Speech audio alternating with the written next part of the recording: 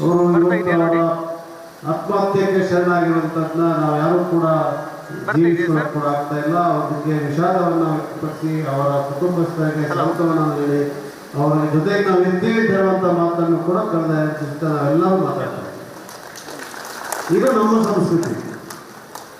ಆದರೆ ಇದಕ್ಕೆ ತದ್ವಿರುದ್ಧವಾದಂತಹ ಸಂಸ್ಕೃತಿ ಹೊಂದಿರುವಂತಹ ಕೆಲವರು ಇಲ್ಲಿದ್ದಾರೆ. ಅವರು ಈ ರೀತಿಯಾಗಿ ಬಂದು ಈ ಜಿಲ್ಲೆಯ ರಾಜಕಾರಣವನ್ನ, ಈ ಜಿಲ್ಲೆಯ ವಾತಾವರಣವನ್ನ ಎಷ್ಟು ಕೀಳುಮಟ್ಟಕ್ಕೆ ತಗೊಂಡೋಗಿದ್ದಾರೆ ಅದನ್ನು ನಾವು ಸಹಿಸಲಿಕ್ಕೆ ಸಾಧ್ಯ. ಅದನ್ನು ವಿರೋಧಿಸಬೇಕಾಗುತ್ತೆ, ಜನಾಭಿಪ್ರಾಯ ಮೂಡಿಸಬೇಕಾಗುತ್ತೆ ಅಂತೇಳಿ ತಾವೆಲ್ಲ ಕೂಡ ಇವತ್ತಿನ ಬಂದು ಸೇರಿದೆ.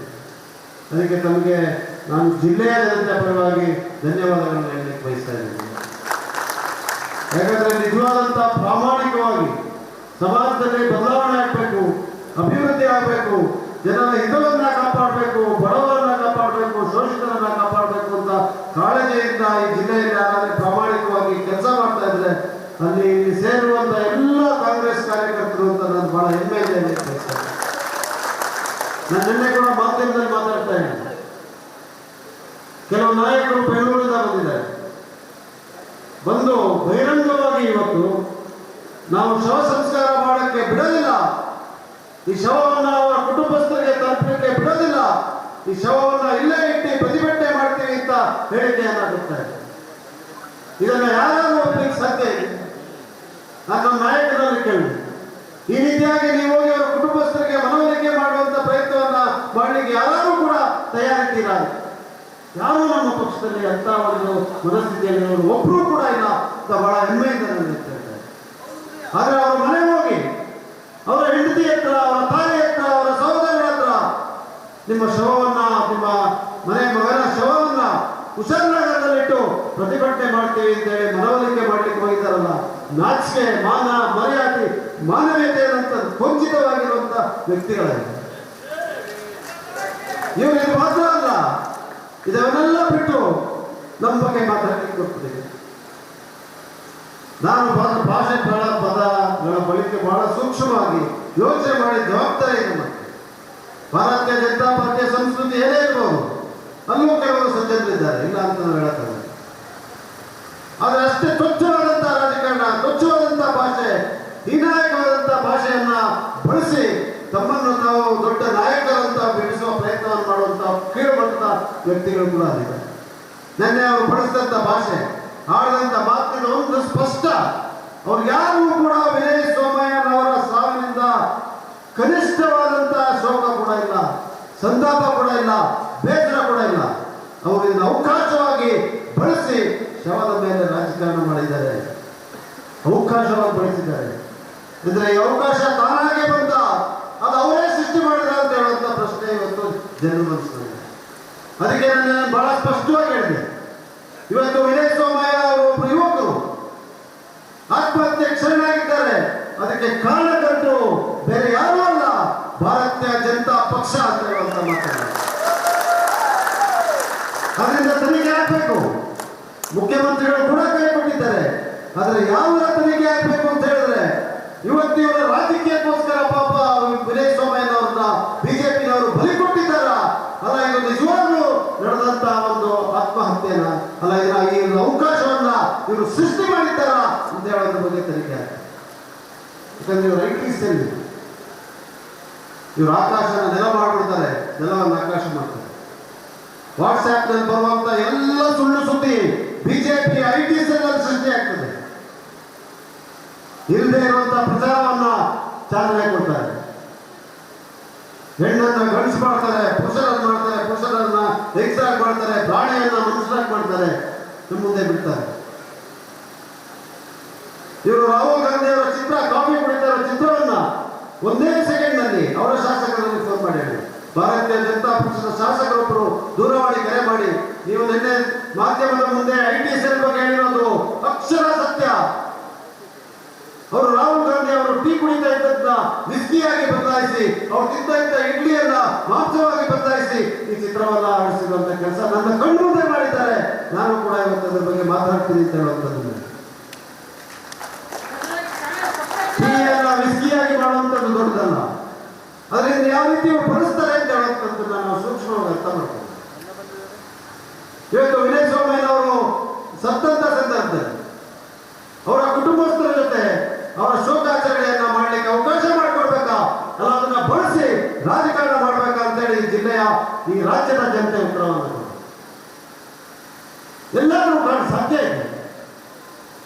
ತಕ್ಷಣ ಅದು ಮುಗಿದ್ರು ಅಲ್ಲೋಗಿ ಆಸ್ಪತ್ರೆಯಲ್ಲಿ ಪೋಸ್ಟ್ ಮಾರ್ಟಮ್ ಮಾಡುವಂತ ಸಂದರ್ಭದಲ್ಲಿ ಪೊಲೀಸ್ ಅವರಿಗೆ ನಾವು ಶವವನ್ನು ಬಿಡಲ್ಲ ಅಂತೇಳಿ ಬೆಂಗಳೂರಿನಲ್ಲಿ ಅವರ ಕುಟುಂಬಸ್ಥರಿರೋದು ಸೋಮವಾರಪೇಟೆ.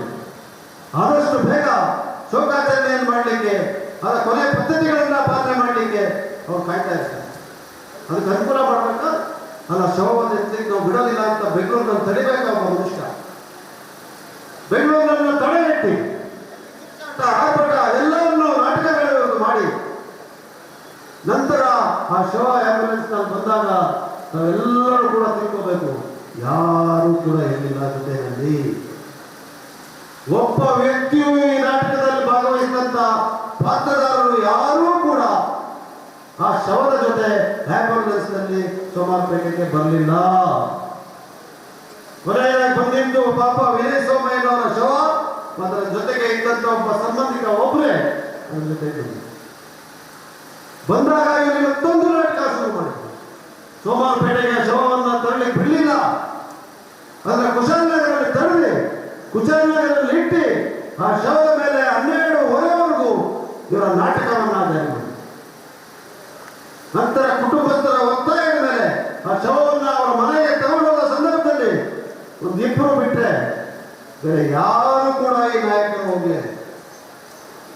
ಅವರ ರಾಜ್ಯಾಧ್ಯಕ್ಷ ಬಂದಿದ್ರು ದೊಡ್ಡ ಸ್ಥಾನ ಭಾರತೀಯ ಜನತಾ ಪಕ್ಷದ ರಾಜ್ಯಾಧ್ಯಕ್ಷ ಬಂದಿದ್ರು.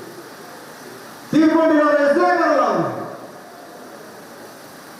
ಆ ತೀರ್ಕೊಂಡೋಗಿರುವಂತವರು ಪಾಪ ಅವ್ರ IT ಸೆಲ್ ನಲ್ಲಿ ಕೆಲಸ ಮಾಡಿದಂತವ್ರು ಇವತ್ತು ಬಲಿಯಾಗಿದ್ದಾನೆ. ಅವನ ಹೆಸರೇ ಬರಲ್ಲ. ಆತನ ಶೋಕಾಚರಣೆಗೆ ಬಂದಿದ್ದಾರ ಅಲ್ಲ ರಾಜಕೀಯ ಭಾಷಣ ಮಾಡಲಿಕ್ಕೆ ಬಂದಿದ್ದಾನ ಅಂತ ಹೇಳಿ ಇನ್ನೊಬ್ಬ ಬಂದಿದ್ದಾನೆ.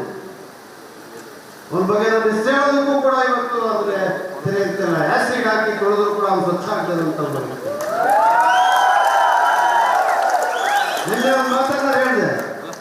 ಅವ್ ಕೊಡಗಲ್ಲಿ ಬಂದಾಗ ಹೆಣ್ಮಕ್ಳು ಬಾಗಿಲು ಮುಚ್ಕೊಂಡ್ಬಿಡ್ತಾರೆ, ಲಾಕ್ ಹಾಕೊಂಡ್ಬಿಡ್ತಾರೆ ಅಂತ ಒಬ್ಬ ವ್ಯಭಿಚಾರಿ ಸಾರ್ವಜನಿಕ ಜೀವನದಲ್ಲಿ ಒಂದು ಕ್ಷಣ ಕೂಡ ಇರುವಂತ ಯೋಗ್ಯತೆ ಇದ್ದಿರುವಂತವನು ಒಂದು ಭಾಷಣ ಕಿತ್ತೊಂದು ಭಾಷಣ ಬಟ್ಟೆ ಬಗ್ಗೆ ವಾಚ್ ಬಗ್ಗೆ ಮಾತಾಡ್ತಾರೆ. ನಾವು ಹಾಕುವಂತ ಬಟ್ಟೆ ಅಂತ ಇದೆಯಾ ನನಗೆ ಗೊತ್ತಿಲ್ಲ. ಆದ್ರೆ ಅವ್ರ ಕಣ್ಣಲ್ಲಿ ಏನಾಗಿದೆ ಅಂತ ಚೆಕಪ್ ಮಾಡಿಸ್ಬೇಕು. ತಲೆ ಏನಾಗಿದೆ ಅಂತ ಚೆಕಪ್ ಮಾಡಿಸ್ಲಿಕ್ಕೆ ಬಹುಶಃ ಈ ದೇಶದಲ್ಲಿ ಯಾರು ಡಾಕ್ಟರ್ ಇಲ್ಲ, ಖಾಲಿ ಇದೆ. ಇನ್ನೊಬ್ಬರು ನಾಯಕರ ಬಗ್ಗೆ ಮುಖ್ಯಮಂತ್ರಿಗಳು ಹೇಳೋರು ತಲೆಗೂ ನಾಳೆಗೂ ಕರೆಕ್ಷನ್ ಇಲ್ಲ ಅಂತ. ನಿಮ್ಗೆ ತಲೆಯೇ ಇಲ್ಲ, ಕರೆಕ್ಷನ್ ಪ್ರಶ್ನೆ ಇಲ್ಲ. ಬಾಯಿಗೆ ಬಂದಕ್ಕಾಗೇ ಆಯ್ತಾರೆ. ಕನಿಷ್ಠವಾದಂತ ಸೌಜನ್ಯತೆ ಸಜ್ಜನಿಕೆಯೇ ಇಲ್ಲದೆ ಇರುವಂತವ್ರು ಇವತ್ತು ಬಂದು ನಮಗೆ ಪಾಠ ಹೇಳುವಂಥದ್ದನ್ನ ನಾವು ಕೇಳ್ಕೊಂಡು ಸುಮ್ಮನೆ ಸಾಧ್ಯ ಇದೆ. ಕನಿಷ್ಠ ಮಟ್ಟದ ನಾಗರಿಕತೆ ಇದು ಕೂಡ ಇಲ್ಲ ಅಂತ ಹೋಗ್ತದೆ.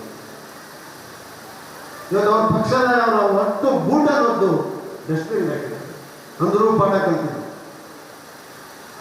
ಬಂದು ಯಾವ ಕಾರಣಕ್ಕೂ ಶವನಂತ ಬಿಡೋದಿಲ್ಲ ನಾವು ಅಂತ ಹೇಳುವಂತ ಮಾತನ್ನು ಹೇಳ್ತಾ ಇದೆ ಪದೇ ಪದೇ. ಈಗ ನಮ್ಮ ಸಂಸ್ಕೃತಿ, ಹಿಂದೂ ಸಂಸ್ಕೃತಿಯನ್ನ, ಹಿಂದೂ ಆಚಾರ ವಿಚಾರಗಳನ್ನ, ಹಿಂದೂ ಸಂಪ್ರದಾಯವನ್ನ ಎತ್ತಿಡಲಿಕ್ಕೋಸ್ಕರ ಹಣವನ್ನೇ ಕೊಡ್ತೀವಿ, ಏನ್ ಬೇಕಾದ್ರೆ ಮಾಡಲಿಕ್ಕೆ ತಯಾರಾಗಿದ್ದೇವೆ ಅಂತ ಬಹುಳ ಹೊಡೆಯುವಂತ ಈ ಸುಳ್ಳುಗಾರರು ಇವತ್ತು ಒಬ್ಬ ಹಿಂದೂ ಕುಟುಂಬಸ್ಥರಿಗೆ ಶೋಕಾಚರಣೆಯನ್ನ ಮಾಡಲಿಕ್ಕೆ, ಪದ್ಧತಿಗಳನ್ನ ಪಾಲನೆ ಮಾಡಲಿಕ್ಕೆ ಅಡಚಣೆಯನ್ನ ಮಾಡಿದ್ದಾರೆ. ಇವರು ಎಂತ ಬುಗಳ ಹಿಂದೂವಾದಿಗಳು ಅಂತ ಇದರಲ್ಲಿ ಸ್ಪಷ್ಟ ಆಗುತ್ತಾ ಇಲ್ವಾ? ನಾನು ಇಷ್ಟನ್ನೇ ಹೇಳಲಿಕ್ಕೆ ಬಯಸ್ತೇನೆ. ದಯವಿಟ್ಟು ಇಂಥ ಸುಳ್ಳು ಅಪಪ್ರಚಾರಕ್ಕೆ ಯಾರು ಕೂಡ ಕಿವಿಕೊಟ್ಟು ವಾಟ್ಸ್ಆಪ್ ನಲ್ಲಿ ಬರುವಂತದ್ದೆಲ್ಲ ಇವರು ಸುಳ್ಳು. ನಾವು ಇವತ್ತು ಕೂಡ ಸಕ್ರಿಯವಾದಂತ ಆರೋಗ್ಯಕರವಾದಂತ ಎಲ್ಲ ಚರ್ಚೆಗೂ ಕೂಡ ಸಿದ್ಧರಾಗಿ, ಎಲ್ಲ ತರಹದ ಚರ್ಚೆಗೆ ಸಿದ್ಧವಾಗಿದೆ. ಅಭಿವೃದ್ಧಿಯಲ್ಲಿ ರಾಜಕಾರಣ ಮಾಡೋದಿಲ್ಲ ಅಂತ ಹೇಳುವಂತ ಮಾತನ್ನು ಕೂಡ ಹೇಳ್ತಾರೆ. ಇವರು ರಸ್ತೆ, ಕುಡಿಯುವ ನೀರು, ವಿದ್ಯುತ್ ಶಕ್ತಿ ಕೇಳಿ ನಿಮ್ಮ ಅಧಿಕಾರ, ನಿಮ್ಮ ಹಕ್ಕು ಅದನ್ನು ಪಡ್ಕೊಳ್ಳಿ. ಹೊನ್ನಣ್ಣ ಎಲ್ಲಿ ಹೋದ್ರು ಗಿರಾವ್ ಬಡಿ, ನಮ್ಮ ಕಾರ್ಯಕರ್ತರು ಘೆರಾವ್ ಮಾಡಿ 200 ಜನರನ್ನೇ ಸೇರಿದಂಥವರು ಭಾರತೀಯ ಜನತಾ ಪಕ್ಷದ ಪ್ರತಿಭಟನೆಯಲ್ಲಿ 200 ಜನ. ಮಾಧ್ಯಮದವರೇ ಜಾಸ್ತಿ ಇದ್ರು, ಪೊಲೀಸರು ಅದಕ್ಕಿಂತ ಹೆಚ್ಚಿದ್ರು. 400 ಜನ ಪೊಲೀಸರು, 200 ಜನರ ಕಾವಲು ಕಾಯಲಿಕ್ಕೆ, ಮತ್ತೆ ರಾಜ್ಯ ಮಟ್ಟದ ಘಟಾನುಘಟಿ ನಾಯಕರು, ರಾಷ್ಟ್ರ ಮಟ್ಟದ ನಾಯಕರು ಇಲ್ಲಿ ಬಂದು ಸುಳ್ಳಾಗಿ ಯಾಕೆ ಸೇರಿಗಳು ಬರೀ 200 ಜನ ಅಂತ ನಾವು ತಿಳ್ಕೊಬೇಕು. ಭಾರತೀಯ ಜನತಾ ಪಕ್ಷದ ಕಾರ್ಯಕರ್ತರಿಲ್ಲ ಅಂತ ಸುಳ್ಳಿನ ಈ ಒಂದು ರಾಜಕಾರಣವನ್ನ ಭಾರತೀಯ ಜನತಾ ಪಕ್ಷದವರು ಕೂಡ ಒಪ್ಪಲ್ಲ. ಯಾಕಂದ್ರೆ ಇರೋದು ಕೂಡ ಮನುಷ್ಯ, ಸಾಧ್ಯವೇ ಇಲ್ಲ. ಇವತ್ತು ನಾನು ಕೈ ಕೊಟ್ಟಿಲ್ಲ, ಮಂತ್ರಗೌಡ ಕೈ ಕೊಟ್ಟಿಲ್ಲ. ನೀವು ಇಷ್ಟೊಂದು ದೊಡ್ಡ ಸಂಖ್ಯೆಯನ್ನು ಬಂದು ಸೇರೋದಕ್ಕೆ ಕಾರಣ ಏನು ಅಂತ ಹೇಳಿದ್ರೆ ನಿಮ್ಗೆ ನಿಜ ಏನು ಸುಳ್ಳು ಏನು ಅಂತ